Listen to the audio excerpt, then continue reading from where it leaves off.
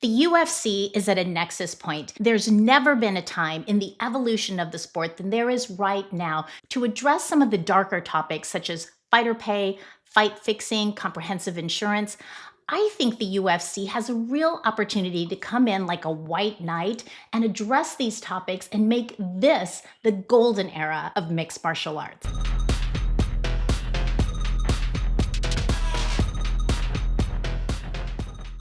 There's swirling controversy regarding potential fight fixing by Isaac Dulgarian from this past Saturday night's fight night. I'm going to talk about how this betting scandal underscores the need to address topics like fighter pay and comprehensive insurance. I'm also going to argue that the current model of independent contractor does work for the UFC, and it works for fighters and it works for the fans. Now, hear me out before you start with your hate comments. I have a lot to say on this. Now, first, let me say that you're never going to get rid of manipulating and cheating when it comes to sports betting. And it's even easier to manipulate and cheat when it's an individual sport versus a team sport. I'm not condoning bad behavior, but it is worth it to take a look at Dulgarian's situation, him living in a trailer next to his training facility, and acknowledge that this is an ongoing issue for the UFC, and it's now a flashpoint that needs to be addressed. The UFC has been able to tiptoe around antitrust issues and alleged monopolistic practices by claiming that they're just part of a broader context of combat sports, such as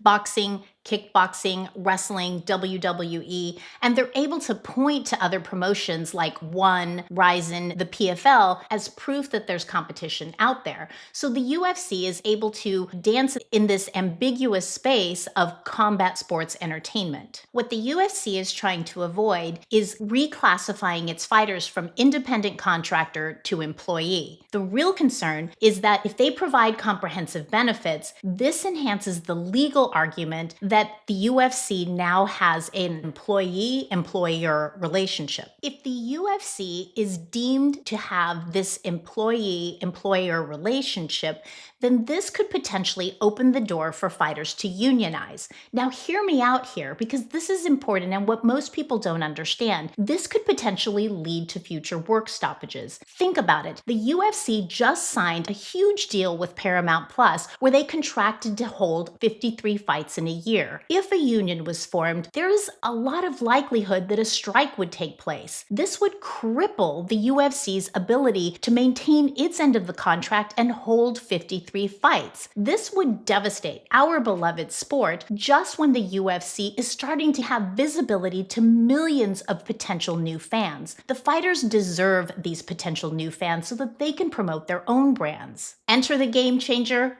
Paramount Plus. The UFC is owned by the TKO Group, a publicly traded company since 2023, when Endeavor Group merged UFC and the WWE, two massive promotions. Now, the fact that the TKO Group is a publicly traded company is extremely important. I'll get to that in a moment. With the Paramount Plus deal, the UFC now has certainty of revenue in its 7-year, $7.7 billion contract. Why does this matter? Well, with the pay-per-view model, it made sense that the UFC paid its fighters based on pay-per-view viewings. However, this was a melting ice cube because people were constantly hacking into pay-per-view and illegally streaming the fights. So it makes sense that the UFC paid with pay-per-view points. That way, they matched variable revenue with variable labor costs. With the Paramount Plus deal starting in January, this means that the UFC will now have reliable, consistent revenue. The fighter upside for this is that the UFC can now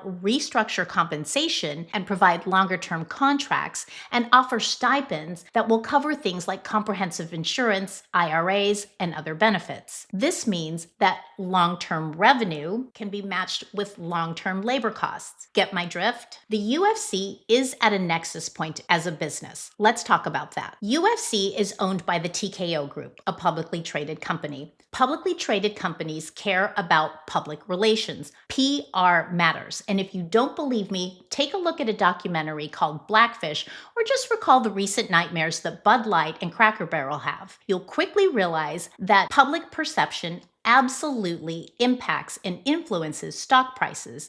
Shareholders care about public perception and its public relations because ultimately, shareholders care about stock prices. Now that the Paramount Plus deal has wiped the pay-per-view model off the table, the UFC is now targeting a broader audience because its visibility to consumers will expand given that fights are going to be free for anyone to watch on CBS. This means the TKO group will have to take care of its public relations and manage public perceptions. Now, here's where the UFC can have their cake and eat it too. They can maintain their independent contractor status, and they can also win the PR game by paying their fighters more and winning over public perception. So to wrap this whole thing up, right now the UFC has a PR nightmare on its hands with this betting scandal. This can all be solved with two things. One, offer long-term contracts for fighters, and two, increase fighter pay. What this does is it de-incentivizes fighters to fix fights because they won't want to do anything to compromise their long-term contract. Now the UFC can flip the script, improve public perception, and now they can promote this as a positive PR campaign. So what are your thoughts? I know you have a lot of thoughts on this. It truly is a fire starter topic. We love this sport, and I believe that the UFC is going to do the right thing because